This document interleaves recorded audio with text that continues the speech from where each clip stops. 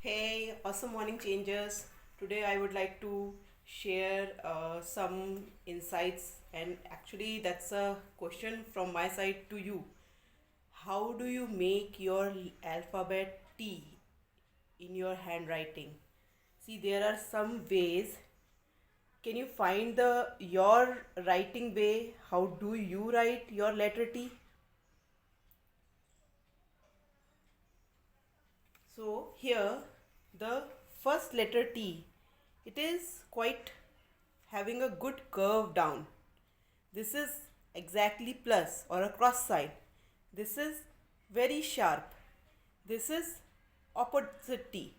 So what kind of tea are you making in your daily routine, daily life? Whenever you write, what kind of tea is it? What kind of tea is coming up frequently in your handwriting? Please check, and we'll discuss more about different ways, different varieties of other alphabets also.